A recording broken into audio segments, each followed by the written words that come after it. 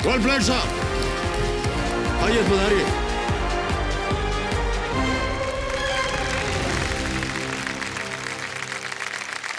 बहुत बहुत बधाई आपको ज्ञानराज जी।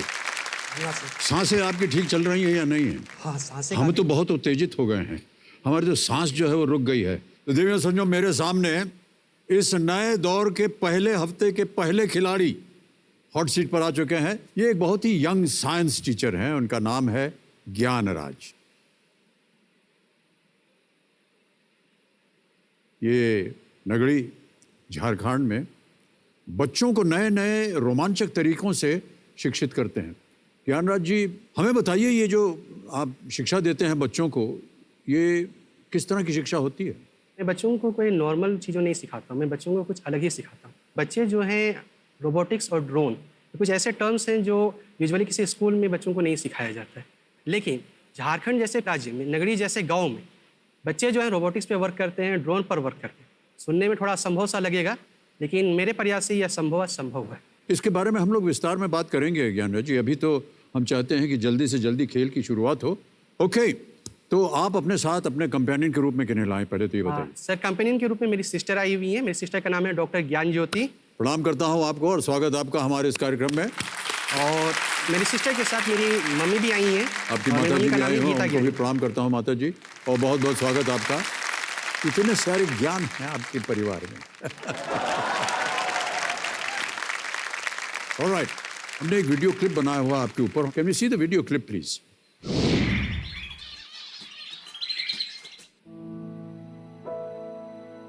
Do you know what is a robot? Are you seeing something? कुछ दिखाई दे रहा है तुम्हें? जैसे हॉर्न देख रहे हो, ये हॉर्न जो है ये कहाँ से है पता है?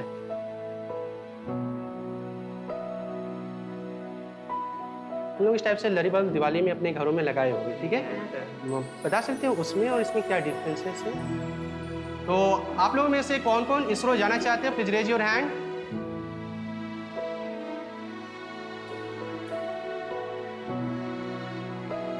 अगर मुझे ये बताना हो कि ज्ञानराज कौन है, तो मैं बोलूँगा कि ज्ञानराज कोई एक स्पेशल पर्सन नहीं है। एक टीचर है, बट एक ऐसा टीचर है जो चाहता है कि चेंज आए। जब से मैंने कंप्यूटर इंजीनियरिंग की पढ़ाई स्टार्ट की थी, तो मुझे स्कूल में इनवाइट किया गया था। बच्चे इस बात के लिए खुश थे कि चलिए उनका कोई सीनियर जो है आज इंजीनियर है। प्रोग्राम में टीचर ने एक बात मेरे को कही, अकेले इंजीनियर होगे जो इस गाँव से बने, लेकिन अगर तुम ये डिसाइड करते हो कि तुम इन बच्चों को गाइड करोगे, तो हो सकता है कि आज एक इंजीनियर है, कल यहाँ से 1000 इंजीनियर हो। तो ये बातें जो है मेरे दिमाग में काफ़ी असर की और मुझे लगा जॉब में नहीं जाना। मैं कोई जॉब नहीं करना चाहता था। मैं चाहता था कि मैं वापस अपने गांव में लौटूं और अपने गांव का जो बैकवर्डनेस है, अपने गांव का जो पिछड़ापन है, इसको दूर करूं। साइंस में मुझे रुचि था, लेकिन सर की वजह से कुछ ज़्यादा आया। सर बहुत अच्छे तरीके से चीज़ों को डिटेल में समझाते हैं और उसके पीछे का हिस्ट्री बताते हैं, तो काफ़ी अच्छा लगता है। वे हमें किताबी कीड़ा नहीं बनाते हैं, सिर्फ घर में जाके साइंस के बारे में ही सोचते हैं। मेरा सिलेक्शन हुआ नेशनल लेवल तक, तो गांव वाला सोचा कि ये इतना लोअर कास्ट लड़का ऐसे आगे कैसे बढ़ा।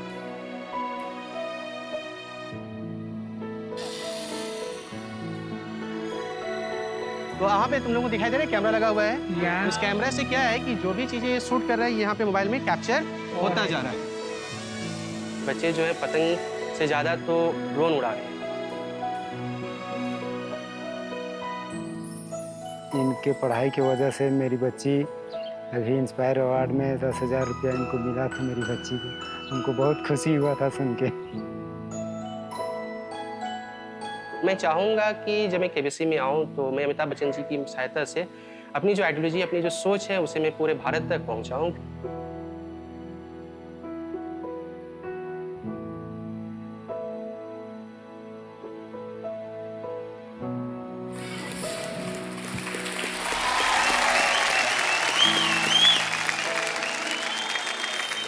अद्भुत काम कर रहे हैं आप ज्ञानराज।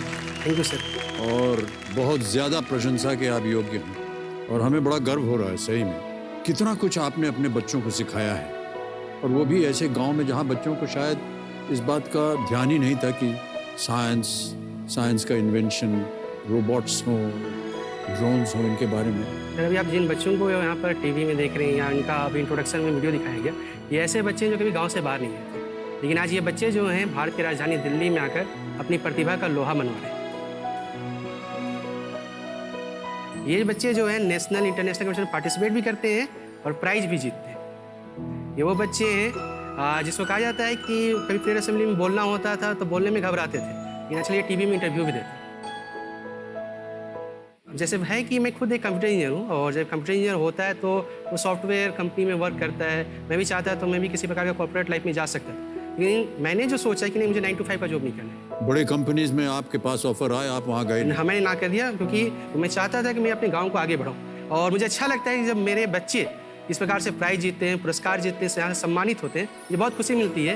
ये खुशी मुझे वो 9 से 5 की जॉब में नहीं मिल पाती। क्या बात है, बहुत बहुत बधाई आपको।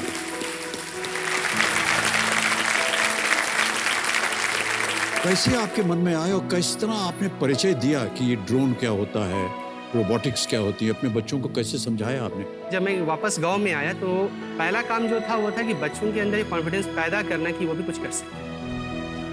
लेकिन जब स्कूल में ATL स्टार्ट हुआ तो बच्चों को ATL के साथ जोड़ना बहुत ही डिफिकल्ट टास्क था, क्योंकि ATL बच्चों के लिए हम नई चीज़ थी। यहाँ ATL क्या हुआ?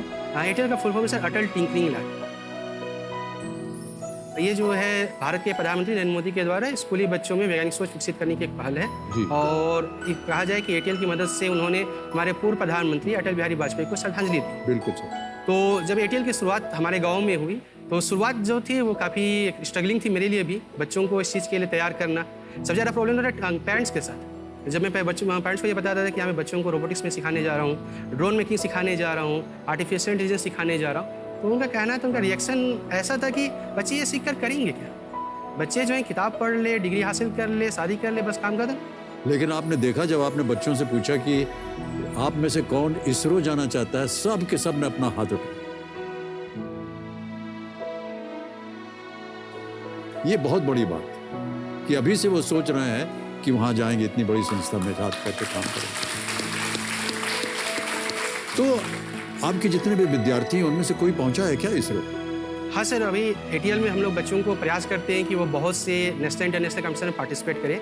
अभी हाल में इसरो ने कंपटीशन ऑर्गेनाइज किया था स्पेस क्विज, और मुझे ये बताते हुए काफ़ी गर्व महसूस हो रहा है कि पूरे भारत से सिर्फ 50 बच्चों का सिलेक्शन हुआ था और एक बच्चे का सिलेक्शन हमारे स्कूल से हुआ था। उसका नाम था मुस्कान की। बहुत गुड। और सर इसमें एक बात और है, वो ये है कि जब 12वीं की परीक्षा हुई थी तो मैं अपने राज्य का स्टेट टॉपर था, और जब मैं अपने राज्य का स्टेट टॉपर था तो मुझे इसरो की ओर से खुद ऑफर आया था कि आप हमारे यहाँ आइए, पढ़ाई कीजिए। और लेकिन ठीक उसी टाइम जो था कि मेरी माँ का ब्रेन हेमरेज हो गया था, यानी वो एक तरीके से मनी मूवमेंट उनका रिस्ट्रिक्ट हो गया था। और उस वक्त मेरे पास एक सवाल था कि क्या करूँ, मैं इसरो को चुनूँ कि माँ को चुनूँ। मैंने माँ को चुना, लेकिन आज उस बात का अफसोस नहीं होता। अफसोस इसलिए नहीं होता है कि भले मैं इसरो नहीं जा पाया, लेकिन आज मेरी माँ ने इतना आशीर्वाद दिया मेरे को, मेरे मेहनत के कारण मैं अपने बच्चों को इतना काबिल बना रहा हूँ कि इसरो खुद उन्हें इन्वाइट कर रहा है। तो मुझे इस बात की बहुत खुशी है। वाह वाह, क्या बात है। माता जी अब स्वस्थ हैं? आपको बड़ा गर्व होना चाहिए माता जी। ऐसा है कि मैंने अपने बच्चे को इस बात की परवरिश दी है कि अपनी माँ और माटी से बढ़कर कुछ नहीं है, और हर दम मैं अपने बच्चों को कहती हूँ कि कर्म अपना सही रखो, फल जरूर मिलेगा, आज नहीं तो कल। वाह क्या बात है। आपके पुत्र न केवल उदाहरण है, आप स्वयं एक माँ का उदाहरण है पूरे देश भर के लिए। बहुत बहुत धन्यवाद और बधाई आपको। ऑलराइट, आगे बढ़ते हैं। केवल एक लाइफलाइन बची है आपकी 50-50 की, और सही उत्तर आपको दे देंगे 640। 11वां प्रश्न 6,40,000 रुपए स्क्रीन के ऊपर ये रहा। गणितज्ञ G.H. हार्डी जब S. रामानुजम से मिलने गए थे तब उन्होंने किस नंबर की टैक्सी कैब ली थी जिसे अब हार्डी रामानुजम नंबर कहा जाता है? Now called Hardy Ramanujan number, what was the number of the taxi cab that mathematician G.H. Hardy took when he visited S. Ramanujan? और आपके विकल्प ये रहे आपके सामने। A 1729, B 4103, C 6174, D 1089।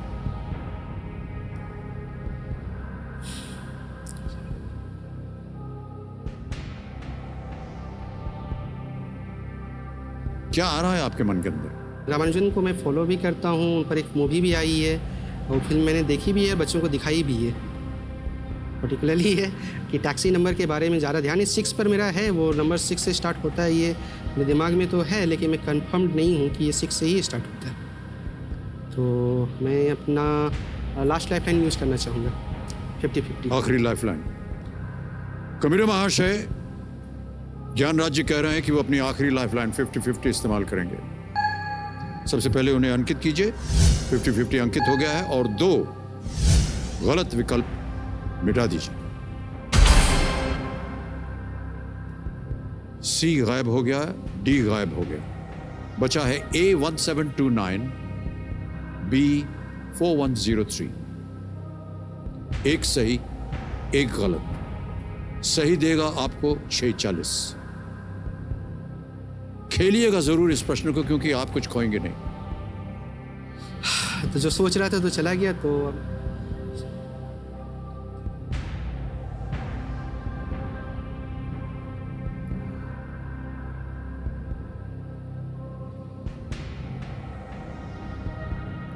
Sir option A 1729। चुन लिया आपने? यस, कंफर्म करना चाहेंगे? कंफर्म। ए और बी में आप कह रहे हैं कि आप कंफर्म हैं ए पे। यस, अंतिम निर्णय आपका? अंतिम निर्णय। कंफर्म कर दिया है कंप्यूटर जी। ज्ञानराज जी ने A 1729 पे। ताला लगाया जाए।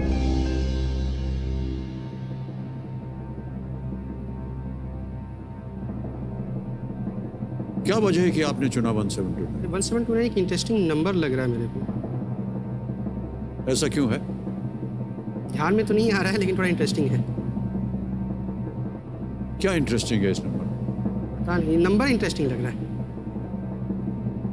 माता जी बहुत चिंतित है। होना भी नहीं चाहिए। ये बिल्कुल सही उत्तर है आपका।